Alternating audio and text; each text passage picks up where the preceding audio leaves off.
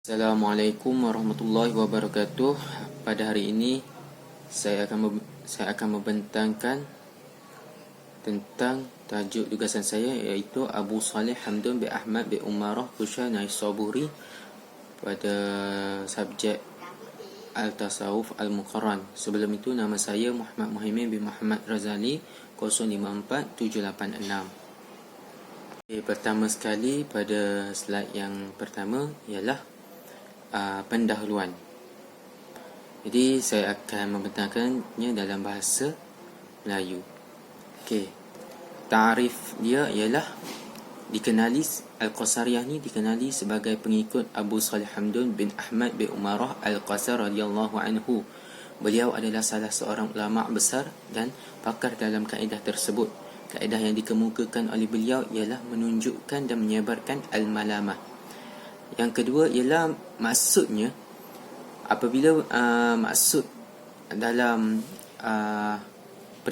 prinsip dalam Al-Qasariyah ini ialah bila kita berurusan dengan pencipta lebih baik secara tertutup daripada berurusan dengan pencipta secara terbuka, kerana ianya sebagai penghalang terbesar daripada kebenaran adalah keasyikan hati dengan makhluk. Seterusnya ialah apakah yang dimaksudkan dengan al-malamah. Al-malamah ialah pada nama mereka adalah untuk menyalahkan orang yang tercela itu sendiri, dan juga keikhlasannya menjadikan hubungannya dengan Tuhan sebagai rahsia yang tidak boleh didedahkan oleh penampilannya, malah dengan sengaja melakukan perkara yang memerlukan kemurkaan ciptaan ke atasnya. Jadi untuk pengikut Qasariyah ini, mereka berpendapat bahawasanya segala ibadah yang dilakukan oleh mereka tidak boleh didedahkan, sebaliknya perlulah disembunyikan. Okey, jadi kita terus kepada biodata pengasas. Okey. Al-Ismun Kamil li Syekh Siyah Hazi Ta'iyah wa Abu Salih Hamdun bin Ahmad bin Umarah bin Kushayr Naisaburi. Okey, nama penuh tokoh ini ialah Abu Salih Hamdun bin Ahmad bin Umarah Al-Kushayr Al-Naisaburi. Kelahirannya tidak diketahui, tetapi dia telah meninggal dunia pada tahun 271 Hijrah, dan di mana beliau telah dikebumikan di tanah perkuburan Al-Khairah. Slide seterusnya ialah beliau juga merupakan seorang ulama yang terkenal dalam bidang fiqh dan tasawuf. Hubungan Syekh Hamdun Al-Qasar dengan mazhab fiqh yang diasaskan oleh Sufyan Al-Thawri menunjukkan bahawa aliran Al-Qasariyah ini bermula daripada seorang tokoh yang bernama Sufyan bin Sa'id Al-Thawri. Dan nama Al-Qasariyah itu juga dinisbahkan kepada nama tokoh tersebut yang mana telah menyebarkan mazhab ini, iaitu Hamdun bin Ahmad bin Umarah Al-Qasar. Mereka yang mengikuti tarbiyah ini dengan Syekh Hamdun Al-Qasar dikenali sebagai Al-Qasariyun. Slide kelima ialah pertama, kecenderungan untuk menghargai amalan mereka dalam usaha mendidik diri mereka menyembah Allah adalah untuk menyatakan dan menyebarkan malamah, iaitu menyalahkan diri sendiri, dan mereka merasakan diri mereka adalah kurang dan tidak mempunyai apa-apa yang mutlak di dunia ini.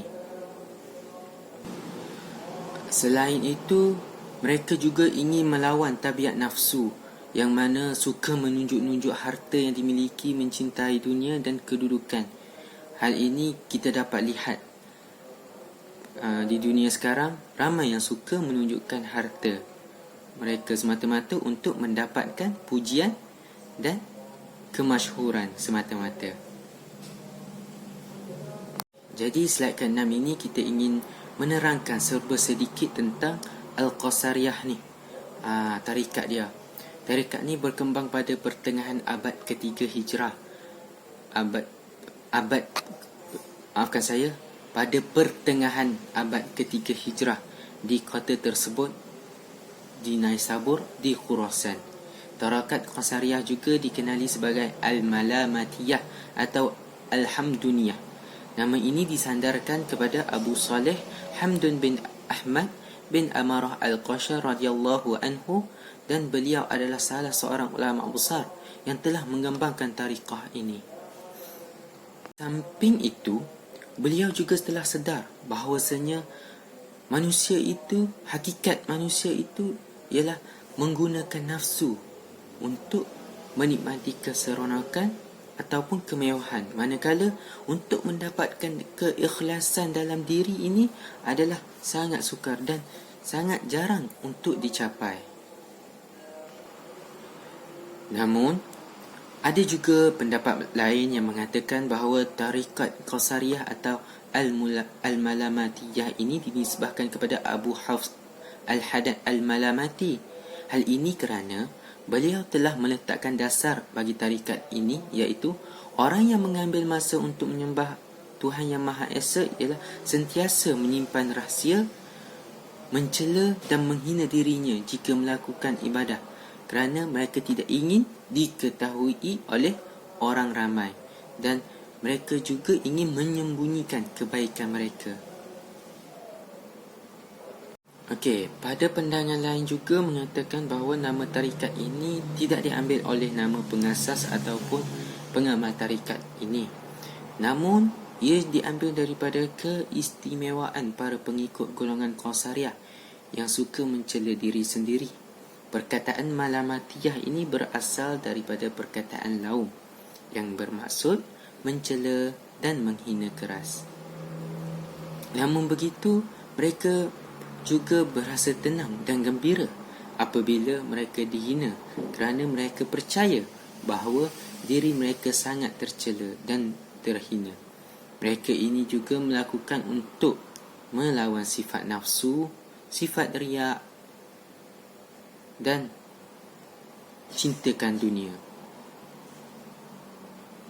Pada slide terakhir ialah membicarakan tentang ayat Al-Quran yang bermaksud, wahai kamu orang-orang yang beriman, barang siapa di antara kamu yang murtad dari agamanya, maka Allah akan mendatangkan kaum yang Allah sayangi mereka, dan mereka juga mengasihi dia, yang lemah lembut terhadap orang-orang yang beriman, yang bersikap keraslah terhadap orang-orang kafir, yang berjihad di jalan Allah, dan orang yang tidak takut pada celaan orang yang suka mencela.